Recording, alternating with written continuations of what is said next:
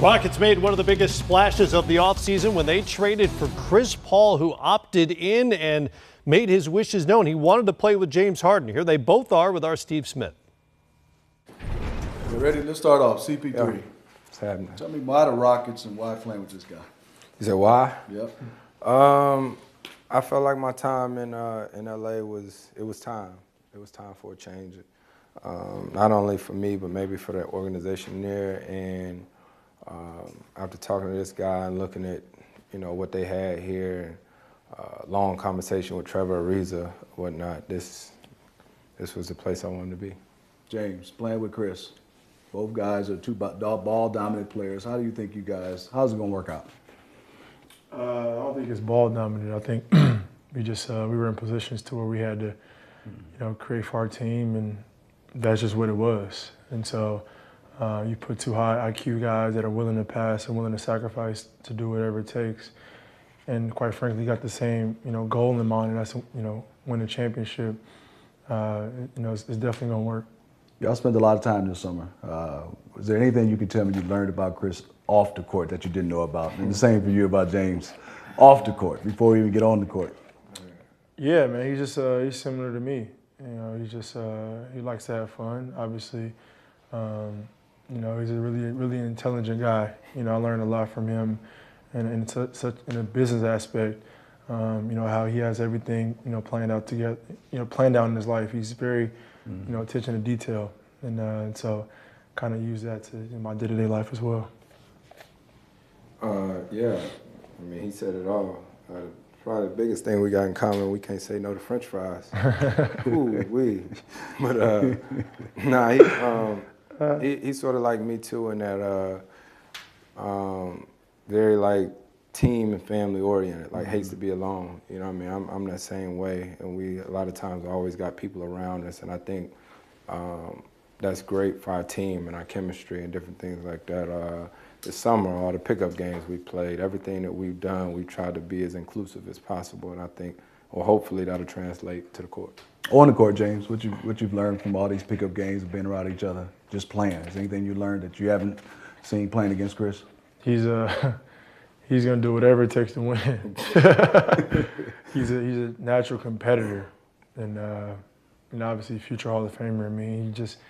He's had a great career, and he still has a long way to go. And I'm here to help him, reach his final goal. Give me some of whatever it takes. Give me an example. Scrappy. He's gonna foul you. He's gonna act like he's not fouling you. But he's smart, detailed. He can pass the hell out of the ball, but he thinks the game at another level, than everyone else.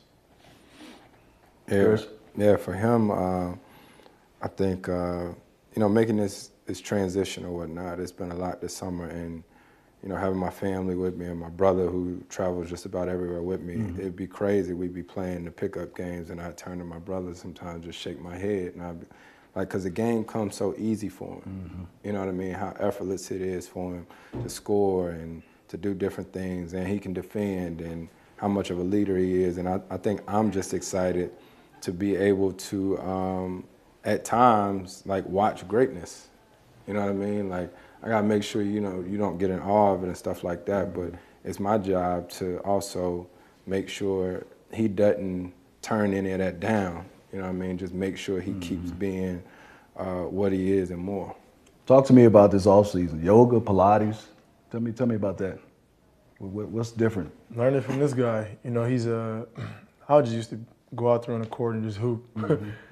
But the way he takes care of his body, from stretching and his proper eating and yoga and Pilates and just all those things in one, is the reason why he's healthy in the way he looks, the way he is, and playing at a high level still. And so, for me, I just try to, this summer use that, take that serious, and my body feels better than it has in a minute. What about you, Chris? Yeah, just like for me, I was fortunate enough, especially when I went out to LA, to play with different vets, whether it be Chauncey, and the guy that I still talk to all the time now, and I used to talk to all the time when we was on the same team, was Grant Hill. You know what I mean? And just talking to those guys about maintaining and taking care of your body. When you're 22 and 23, you don't think about none of that. You know what I mean? So me now, you know, being at 32 and having different guys that I've had the opportunity to pay attention to, I don't know everything, but the little bit of stuff that I know or that I think I know, I try to pass it along and make sure that he, you know, keep killing the way he's been doing, you know, for years and beyond, because I'm going to need him to do it. You look at this team, a lot of new faces. Obviously, probably offensively, y'all going to stay the same. What's some of the things you think you guys going to be able to tweak, James, now that Chris is involved in this type of offense, up and down and shooting threes? I don't think there's anything that need to be tweaked. I think, you know, I think both of us are going to have opportunity to play off the ball a little bit more, which we probably haven't had. I'm not sure the last time he had in his career, and since I've been in Houston. So I think offensively that's going to be a key.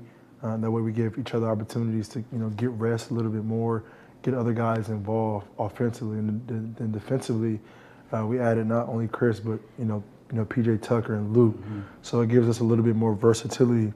You know, maybe if we want to switch or just a little bit more, you know, dog on the defensive end, and I think that's going to help us out as well. Chris, the question for me is, you know, obviously when you were in New Orleans, you went through Hurricane Katrina, and now you guys going through Hurricane Harvey. What can you apply that you went through, you know, in New Orleans to what you can do with this franchise in this city, going through such devastating like that? Devastation. Man, you know, it's crazy because I keep going back to our communication and conversating, and that's what we do constantly. So when the hurricane occurred here, we talked about it, and I told him about my experiences in New Orleans, and we actually were displaced for 2 years in Oklahoma, and then when we came back, it's just a different connection to the city. And James has been here already and been here and stuff like that, but going through a tough experience like that with the city, I think it just brings everybody closer. When you get out there, you know who you playing for. Right. You know who you playing for, and I'm excited to get here and play for the city. But I know James, like he's been here, like his career took off here, so it's an unbelievable connection that he already has with the city, and hopefully we can make this season special. James, what do you think is the role for an athlete? Everybody always talks about the role, especially for a star player like you guys both being in Houston. What's your role as an athlete to this city after going through something like this? I don't consider myself just an athlete to the city. I feel like I'm a part of it, and whenever the city goes through anything, you know, I'm affected by it as well. So in a sense, I try to just give myself to the community, you know, just be as humble as I can, go out there and just do whatever it takes I can to make sure that, you know, that these people feel me. Not just the athlete, superstar James, but the normal James when I'm in the house and I'm with my family, James. So that's what I've tried to give to him, and that's what I'll continue to give to him, you know, as time goes on. How disappointed for you guys that, you know, Melo, you know, everybody thought for sure he was coming here to Houston. You know, that was coming down to the end, and obviously was Knicks. Is the disappointment you guys not being able to acquire Melo? I don't think disappointment is the word at all, because we have a great team, and I think the excitement is for Melo. You know what I mean? It's like a brother to me, and to see him happy, you know, that was the ultimate thing. And so for him to be going on to OKC, it is what it is. You know, we'll see him when we see him. And the biggest thing at the end of the day is that he is in a better place.